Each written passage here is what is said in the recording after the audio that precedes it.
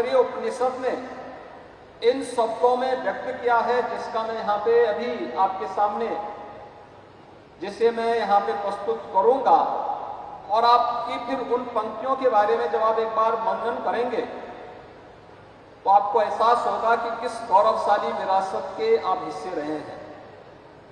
देश के प्रधानमंत्री मोदी जी ने जब देश की आजादी के अमृत महोत्सव के मुख्य समारोह को संबोधित किया था, युवा साथियों, उन्होंने कुछ बातें कही थी।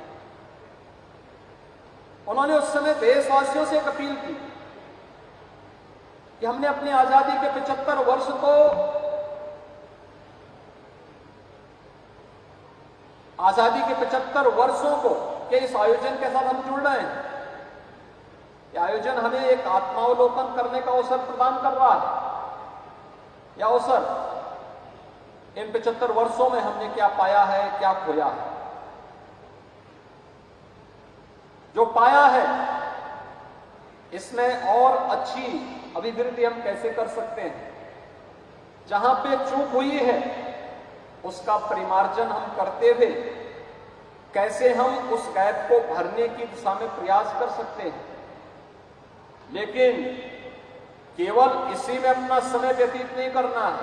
अगले 25 वर्षों का एक लक्ष्य तय करके विकसित भारत के लक्ष्य को प्राप्त करने की दिशा में प्रयास करना है। और इसके लिए हर भारतवासी के लिए उन्होंने पंचप्रण की बात की। मित्रों, ये पंचप्रण है क्या? ये पंचप्रण उन्होंने हर भारतवासी से अपेक्षा की। जब 142 करोड़ का भारत एक साथ बोलेगा, एक साथ चलेगा, एक स्वर से आगे बढ़ने के संकल्प के साथ उठ खड़ा होगा, कोई कारण नहीं कि भारत को दुनिया की एक बड़ी ताकत के रूप में हम स्थापित न कर दें। कोई कारण नहीं। उन्होंने पंचप्रण की जो बात की उसमें पहला प्रण था कि हर भारतवासी का संकल्प बने कि हम 2047 तक भारत को दुनिया की ताकत के रूप में स्थापित करेंगे। 5वें दीक्षांत समारोह के अवसर पर वैनिथ यूनिवर्सिटी परिवार को मैं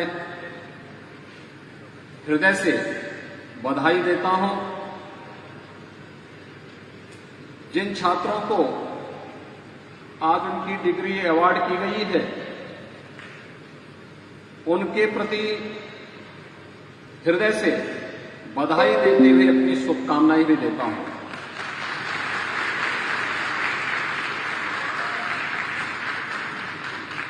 विशेष रूप से एक छात्र के रूप में और बाद में समाज के लिए एक रोल मॉडल के रूप में अपने आप को प्रस्तुत करने और आज वैनिथ यूनिवर्सिटी के द्वारा उन्हें मानद उपाधि से सम्मानित किया गया है, श्री निखिल कामत का मैं हृदय से अभिनंदन भी करता हूं। मित्रों, हम सब जानते हैं कि आज के हमारे विश्वविद्यालयों के दीक्षांत समारोह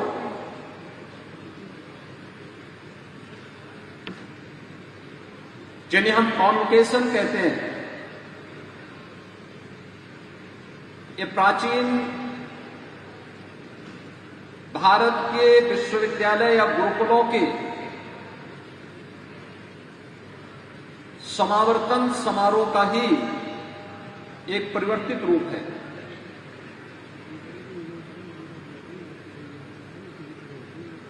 विश्वविद्यालय के कुलाधिपति जब अपना मार्गदर्शन यहां पे प्रस्तुत कर रहे थे तो उन्होंने भारत की प्राचीन परंपरा के साथ साथ भारत को विश्व गुरु के रूप में स्थापित करने की बात कही। और ऐसा नहीं कि भारत विश्व गुरु के रूप में न रहा हो। प्राचीन काल के वे विश्वविद्यालय, चाहे नालंदा का विश्वविद्यालय रहा हो, तक्षशिला का विश्वविद्यालय रहा हो, विक्रमशिला के विश्वविद्यालय रहे हो, उत्तर में काशी, दक्षिण में कांची, मध्य में अवंतिकापुरी, पूरब में अगर हम देखें तो नवलद्वीप जैसे अनेक ऐसे प्राचीन विश्वविद्यालय या शिक्षा के केंद्र थे जो न केवल अपने बेहतर भारत की बल्कि दुनिया के स्नातकों को न केवल शिक्षा और ज्ञानार्जन के बल्कि उस कालखंड की दृष्टि से हम देखें और आज के परिप्रेक्ष्य में हम सोचें तो इनोवेशन, रिसर्च एंड डेवलपमेंट के सबसे बेहतरीन केंद्र माने जाते हैं। और उस समय के समावर्तन समारोह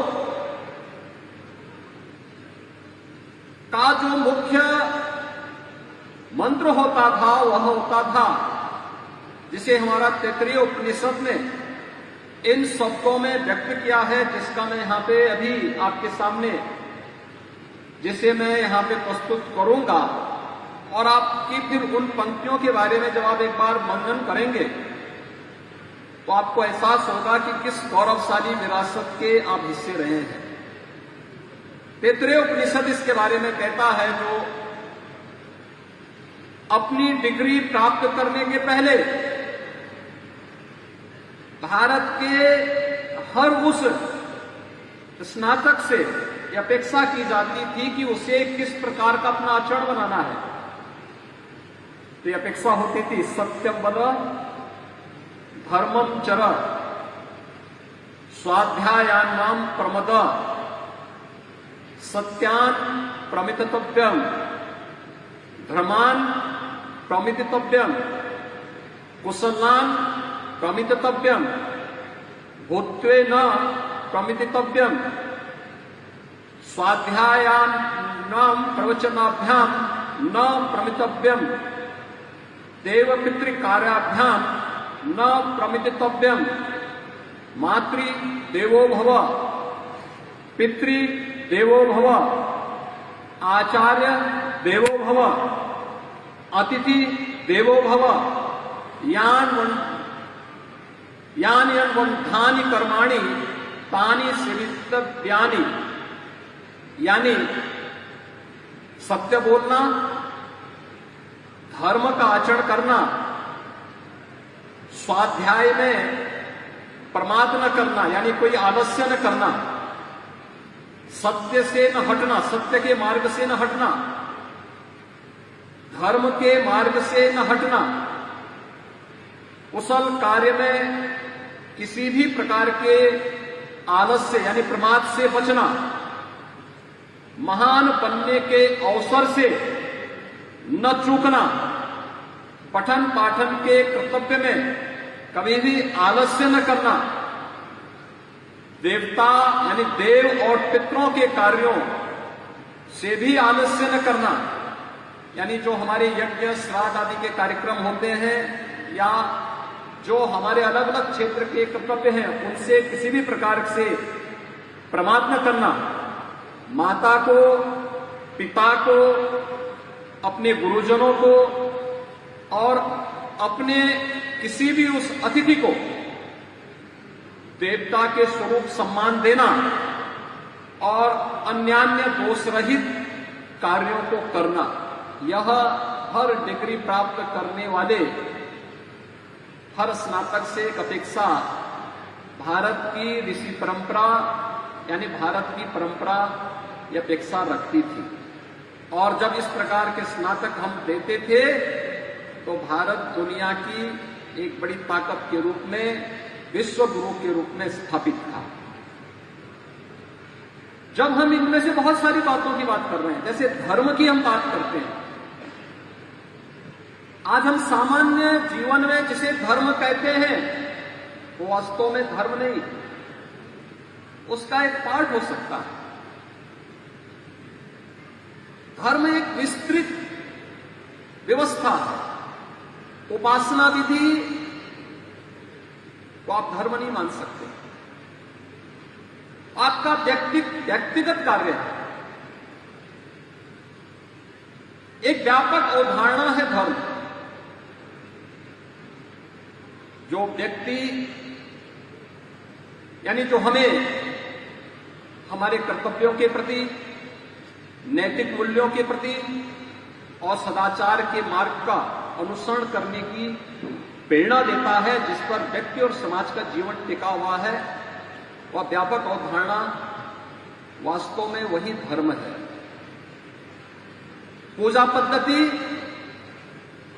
किसी की आस्था का विषय हो सकता है, तो उसका वैयक्तिक कार्य है। वो एक उपासना विधि हो सकती है, एक पंथ का विषय हो सकता है, एक मत और मजहब का विषय हो सकता है, लेकिन धर्म वह जो हमें हमारे कर्तव्यों के प्रति आग्रही बना दे और उस धर्म का आचरण करने की प्रेरणा देना, यह आज के परिप्रेक्ष्य में उतना ही आवश्यक है जितना प्राचीन काल में उसकी प्रासंगिकता थी। और जब भी भारत का हर युवा इस मार्ग का अनुसरण किया, तो भारत को दुनिया की बड़ी ताकत बनने में कोई देर नहीं लगी, कोई देर नहीं लगी। और इन्हीं सब लक्ष्यों को प्राप्त करने के लिए आज देश के प्रधानमंत्री मोदी जी ने जब देश की आजादी के अमृत महोत्सव के मुख्य समारोह को संबोधित किया था, युवा साथियों, उन्होंने कुछ बातें कही थी। उन्होंने उस समय देशवासियों से एक अपील की कि हमने अपनी आजादी के 75 वर्ष को आजादी के 75 वर्षों को के इस आयोजन के साथ हम जुड़ रहे हैं। यह आयोजन हमें एक आत्मावलोकन करने का अवसर प्रदान कर रहा है। यह अवसर इन 75 वर्षों में हमने क्या पाया है, क्या खोया है। जो पाया है इसमें और अच्छी अभिवृद्धि हम कैसे कर सकते हैं। जहां पे चूक हुई है उसका परिमार्जन हम करते हुए कैसे हम उस गैप को भरने की दिशा में प्रयास कर सकते हैं। लेकिन केवल इसी में अपना समय व्यतीत नहीं करना है। अगले 25 वर्षों का एक लक्ष्य तय करके विकसित भारत के लक्ष्य को प्राप्त करने की दिशा में प्रयास करना है। और इसके लिए हर भारतवासी के लिए उन्होंने पंचप्रण की बात की। मित्रों, ये पंचप्रण है क्या? ये पंचप्रण उन्होंने हर भारतवासी से अपेक्षा की। जब 142 करोड़ का भारत एक साथ बोलेगा, एक साथ चलेगा, एक स्वर से आगे बढ़ने के संकल्प के साथ उठ खड़ा होगा, कोई कारण नहीं कि भारत को दुनिया की एक बड़ी ताकत के रूप में हम स्थापित न कर दें। कोई कारण नहीं। और उन्होंने पंचप्रण की जो बात की उसमें पहला प्रण था कि हर भारतवासी का संकल्प बने कि हम 2047 तक भारत को दुनिया की ताकत के रूप में स्थापित करेंगे।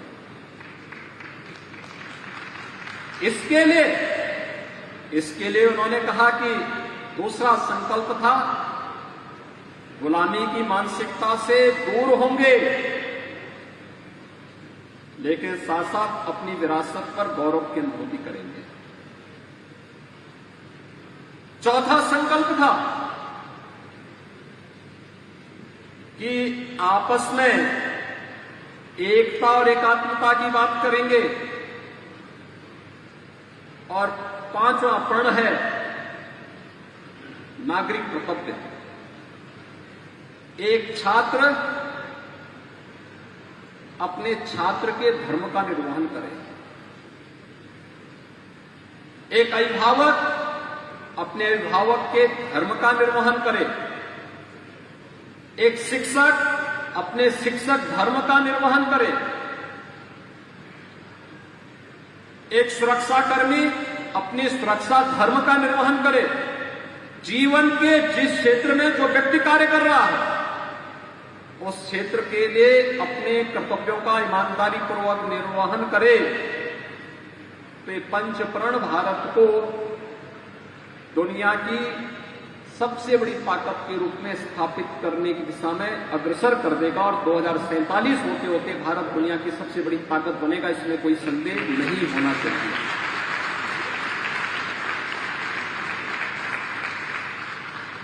ये पंचप्राण हर भारत का संकल्प बनना चाहिए, हर भारतवासी के संकल्प बनने चाहिए।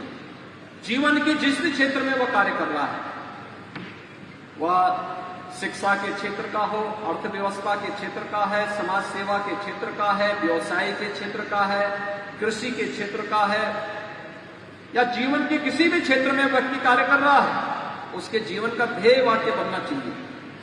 और यह तभी हो पाएगा जब हम सबके सामने एक विजन हो अपना देश के प्रति, नेशन फर्स्ट के इस भाव के साथ जब हम कार्य करना प्रारंभ करेंगे, हम सबके लिए हर काम देश के नाम, हर काम देश के नाम,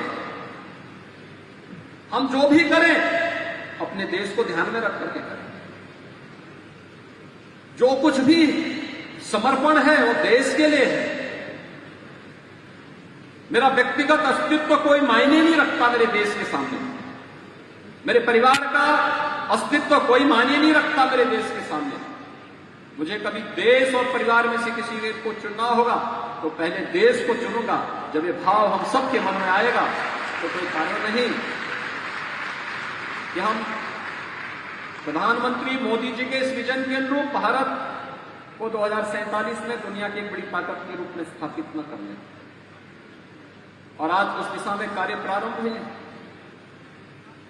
वैनिट इंडस्ट्री ने पिछले 7 वर्षों की अपनी इस यात्रा के दौरान, 7 वर्ष व्यक्ति के जीवन में आप देखेंगे तो एक नन्हा सा शिशु होता है, चलने फिरने का अवसर होता है, सीखने का एक अवसर होता है, लेकिन इन 7 वर्षों में वह कुछ करके दिखाया है वैनिट इंडस्ट्री ने, जो हम लोग आज जिनके बारे में चर्चा करते हैं। राष्ट्रीय शिक्षा नीति 2020 में लागू हुई और राष्ट्रीय शिक्षा नीति आज जिन बातों को आज चर्चा कर रही है,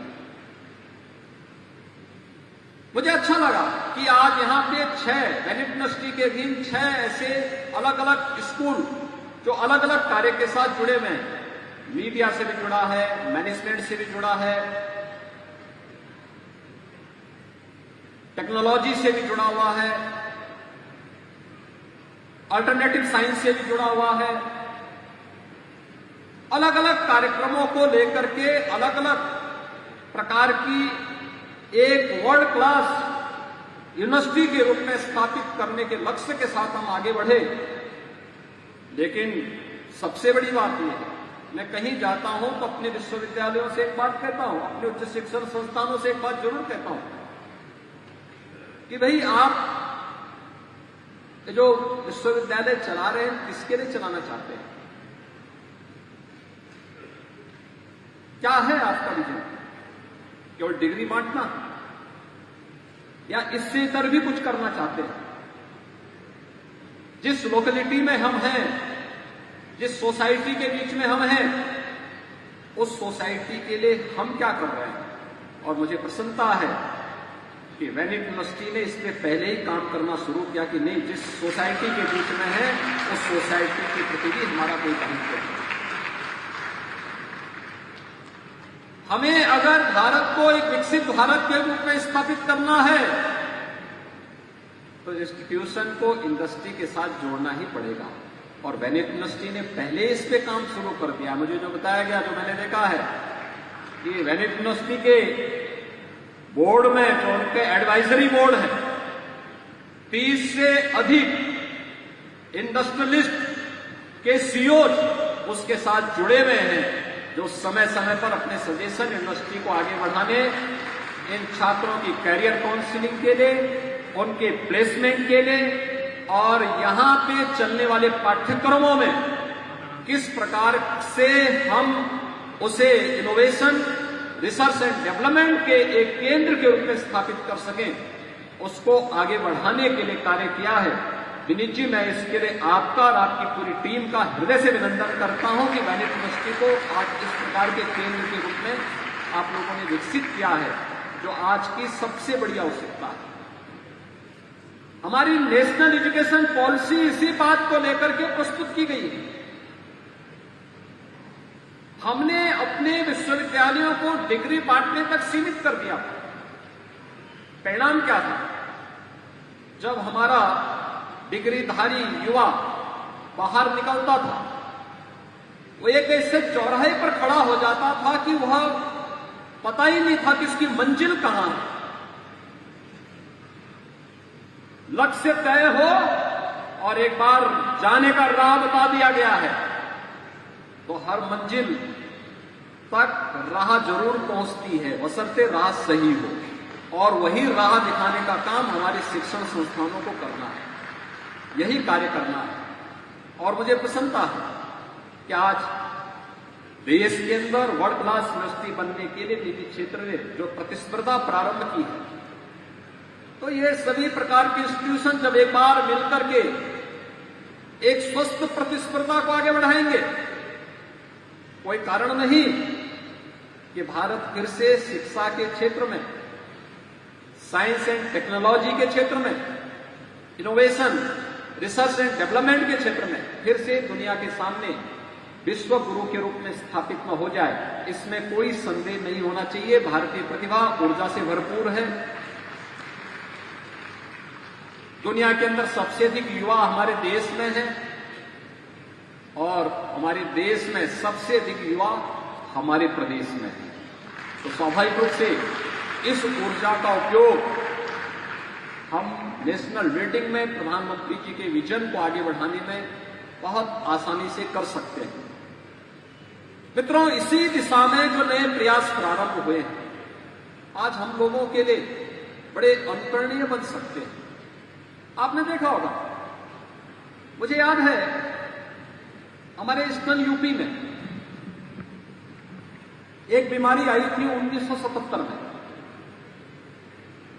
और 1977 से 2017 तक उस बीमारी में 40 वर्ष में 50,000 मासूम बच्चों की मौतें हुई। मैं जब 1998 में पहली बार सांसद बना था गोरखपुर से, तो मुझे हमारे सामान्य कार्यकर्ता ने फोन किया, कहा कि आप सांसद बने हैं, आपने कभी मेडिकल कॉलेज का दौरा किया? मैंने कहा नहीं। तो कहा कि एक बार मेडिकल कॉलेज का दौरा करते तो वहां की स्थिति को देखते तो आपको थोड़ा पता लगेगा। तो मैं गोरखपुर के मेडिकल कॉलेज का दौरा किया। बड़ी दुर्व्यवस्था थी। मेडिकल कॉलेज गवर्नमेंट का था, तो वहां के प्रिंसिपल ने प्रयास किया पहले कि मैं वहां न जाने पाऊं, वार्ड में न जाने पाऊं। लेकिन खैर मैं वार्ड में गया, देखा मैंने बड़ी दुर्व्यवस्था थी, अव्यवस्था थी, बदबू थी। जून का महीना था, भीषण गर्मी थी, पंखे नहीं चल रहे थे, टॉयलेट चौक थे, एक एक बेड में 4-4 बच्चे लिटाए गए। मैं वहां से निकला, प्रिंसिपल तब तक मेडिकल कॉलेज से अपने घर जा चुके थे। मैंने प्रिंसिपल से मिलने का प्रयास किया, प्रिंसिपल मुझसे नहीं मिले। खैर मैंने तत्कालीन राज्य सरकार से फोन से बातचीत की, एक पत्र भी लिखा, कुछ समाधान हुए, कुछ समस्याएं बनी रही। संसद में मैंने मुद्दे को उठाने का प्रयास किया, मुझे नहीं मौका मिला, कहा गया कि नहीं तो स्टेट सब्जेक्ट है। खैर कई बार प्रयास करने के बाद मुझे बाद में 2-3 वर्ष के बाद मौका मिला संसद में अपनी बात को रखने का। लेकिन मुझे आश्चर्य होता था कि कुछ भी उस बीमारी के लिए स्थानीय स्तर पर, राज्य स्तर पर, सेंट्रल गवर्नमेंट के स्तर पर उस समय जो एक जागरूकता होनी चाहिए, जो एक संवेदना होनी चाहिए, ये देखने को नहीं मिल रही। और उस दौरान मैं इस बात को लेकर के हम लोग लड़ते रहते थे, हर एक कार्य को लेकर के संसद चलता था तो मैं इस मुद्दे को जरूर किसी न किसी डिबेट में उसको शामिल करवाता था, क्योंकि हमेशा 1200-1500 बच्चों की वहां मौत होती थी जुलाई से लेकर के नवंबर के बीच में। मध्य जून के बाद से पेशेंट आने प्रारंभ हो जाते थे और नवंबर तक का माह वहां ऐसा मानक बड़े भय और दहशत में लोग जीते थे, पता नहीं कौन से बच्चे इसकी चपेट में आ गया। वैक्सीन जापान में इंसेफ्लाइटिस की 1905 में बन गई थी और मित्रों गोरखपुर में इस वैक्सीन को आने में 100 साल लगे। 2005 में वैक्सीन, और वह भी पूरी मात्रा में हमें नहीं मिल पाया।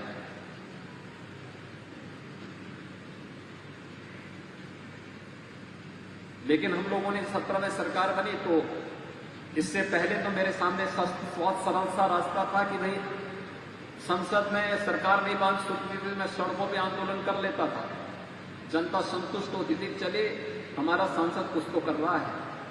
लेकिन 17 में मुझे ही मुख्यमंत्री बना के भेज दिया तो मैंने कहा ये बीमारी का मैं क्या करूंगा, क्योंकि जिस बीमारी का 40 वर्ष में समाधान नहीं हुआ मैं कैसे कर पाऊंगा, और मेरे लिए तो केवल 5 साल का समय है। खैर तब तक मेरे पास कुछ अनुभव भी हुए, एक्सपीरियंस भी हुए। याद रखना अनुभव का कितना लाभ होता है। किताबी ज्ञान हमें शिक्षित तो बना सकती है लेकिन ज्ञानवान नहीं बनाती है। याद रखना, ज्ञानवान बनने के लिए हमें समाज के बीच में जाना पड़ेगा और वहां से अनुभव बटोरना पड़ेगा। और अनुभव जब मैंने बीच में जाकर के इस दौरान काफी लंबा समय 17-18 वर्ष सांसद में था तो 18-19 वर्षों का यह अनुभव भी मेरे सामने था, संसद का भी था और सड़क का भी था। इस अनुभव का लाभ लेकर के मैंने अंतर विभागीय समन्वय की टीम पहले ही गठित कर दी। जैसे मुख्यमंत्री बना मैंने स्वास्थ्य विभाग को नोडल विभाग बनाया और अन्य सभी को सफाई के लिए, पेयजल के लिए, सर्विलांस के लिए, PSC, CSC, district hospital, medical college, वहां की व्यवस्था को ठीक करना, पीडियाट्रिक आईसीयू का निर्माण करना और भी जो व्यवस्थाएं हो सकती हैं। इतना करने भर से परिणाम क्या आया? जिस बीमारी से हर वर्ष 1200-1500 मौतें होती थी, आज मुझे बताते हुए प्रसन्नता है कि इंसेफ्लाइटिस से अब मौतें 0 हैं, 0।